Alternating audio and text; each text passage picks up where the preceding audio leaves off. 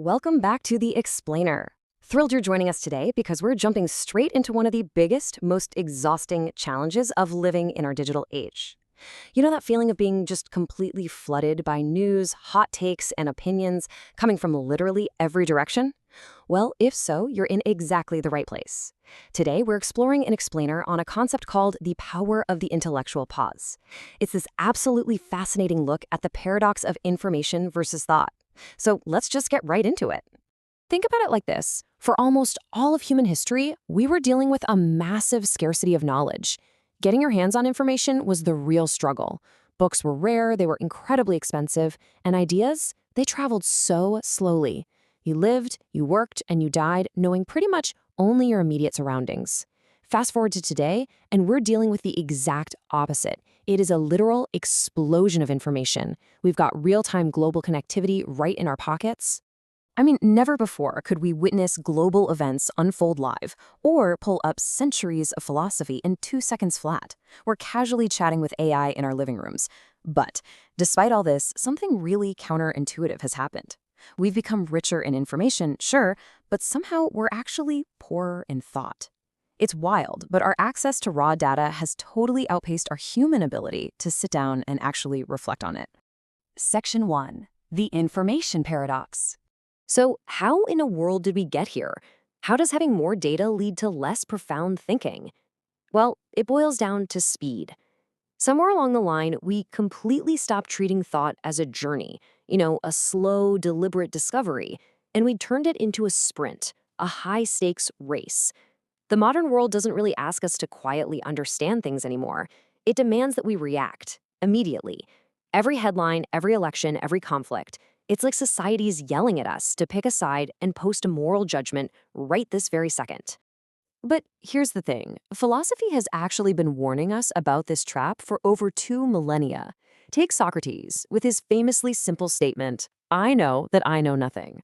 Now, he wasn't saying he had all the answers, and he definitely wasn't just calling himself ignorant. No, this was a profound, world-changing expression of intellectual humility. He claimed wisdom simply because he knew exactly where his knowledge ended. He recognized something we've totally forgotten today, that feeling absolutely certain usually arrives way, way before actual understanding. Section 2. Why our brains simplify. To really get why we fall into this instant reaction trap, we have to talk psychology for a second. The human brain, it wasn't designed to be this perfectly objective, truth-seeking machine. It was designed to survive. And to survive a super chaotic world, the brain has to simplify things. So long before you even consciously try to reason through an issue, your mind does 3 rapid-fire things. It predicts, it categorizes, and it fills in the gaps. It is constantly running in the background, trying to turn the uncomfortable feeling of uncertainty into a nice, neat, simplified story. And that leads us to a pretty massive realization. We all walk around believing we're just objectively observing reality, but actually, most of the time, we're just observing our brain's instant interpretations. They happen in a fraction of a second. So what feels like this rational, totally objective take on a breaking news story is very often just your brain's survival mechanism doing its thing, shielding you from the messy reality of just not knowing. Section 3.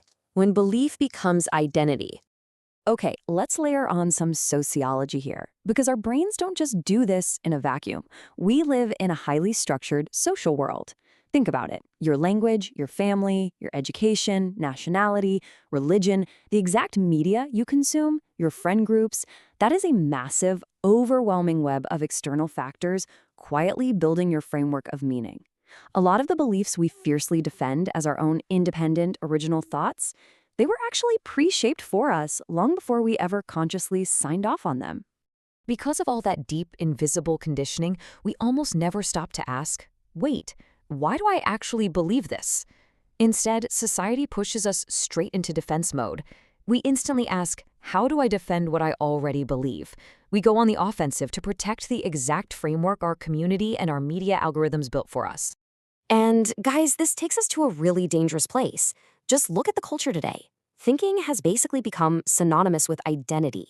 And when your thoughts literally are your identity, well, any disagreement stops being a healthy debate. It feels like a direct personal attack. Suddenly, just changing your mind because you learn new information isn't seen as intellectual growth anymore. It's treated like a total personal betrayal to your tribe. which really highlights the true social cost of deep thinking right now. Certainty is basically a badge of belonging. If you're absolutely 100% certain, you fit right in with the group. But genuine curiosity, saying something like, hey, I actually don't know, let's look into it, that has somehow become a social liability. And that right there is exactly why our modern world is packed with louder and louder opinions, but fewer and fewer actual conversations. A meaningful conversation demands curiosity. You have to genuinely want to know what the other person thinks. But modern ideology, it strictly requires certainty. It literally leaves zero room for the unknown. Section 4. The intellectual pause. So what's the fix? How on earth do we break out of this exhausting cycle of instant takes and tribal certainty? Enter the intellectual pause.